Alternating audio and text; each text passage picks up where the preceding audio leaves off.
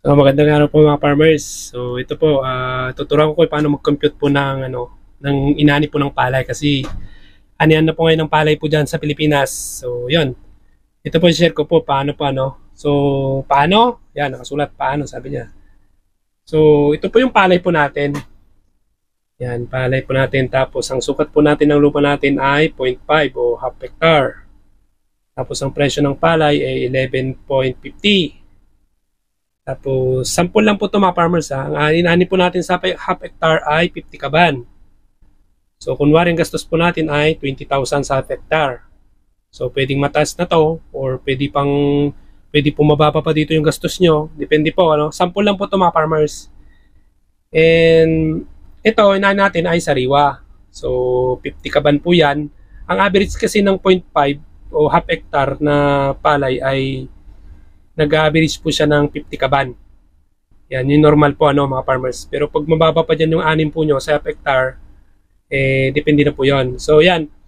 So ito ngayon, sariwa, ang average po ng palay, yung timbang po ng 50 na kaban ay, ang average sabihin na natin maganda yung palay mo ngayon, 60.50 average po niya. Nag-average po siya ng 60.50 na kilos yung isang kaban.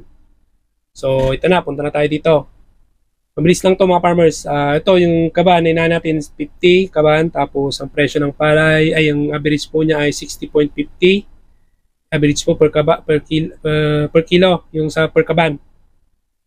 Tapos ang kilos po niya ay 3,025. So yan, tapos yung presyo natin ng palay kanina ay 11.50. Yan, i-times mo yan.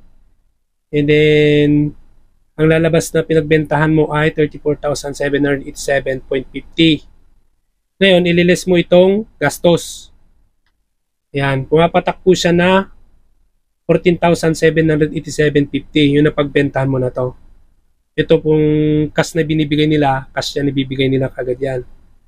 So ito ay depende po mga farmers sa presyo ng palay, tapos kung gaano ko po kabigat. So, inaano ko dito na sabihin natin maganda yung palay mo. Yan.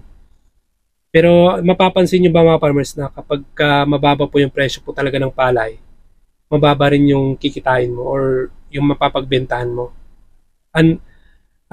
Sample natin yung mga nakaraan na bentahan ay ito. Sinulat ako dito. 17 per kilo. Sabihin natin 17 per kilo.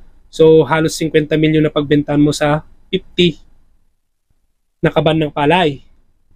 Tapos less, ang gastos mo na 20 mil, ito yun na pag kumbaga neto mo na to, 31,425.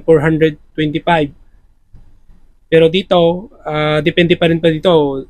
Pwede pang hindi na isama dito yung natin, yung reaper, kung ano pa yung mga kailangan pa dito na i-less. So, yung mga tauhan mo pa, di ba? So yan, to sample lang po mga farmers kasi alam ko anihan po ngayon dyan at mabilis lang mag-compute kapag maganda yung presyo ng palay. Pero kapag malit po ng presyo na kagaya nito, masakit talaga sa ulo. Buti nga ito kung compute ko ay mayroon pang ganyang kalaki. No? Sa iba, wala talaga negative. Nung nagpapalay po ako, talagang wala, mababa pa dito sa hectare ko. Pag ganitong tagulan, babawi lang kapag tag-init. Tapos mataas yung presyo. Dito talaga, ito lang ang hinihingi ng farmers natin sa Pilipinas. Na sana ito manatiling mataas. Ito. Ayan mga farmers. So, sample lang po ito ng ating computation.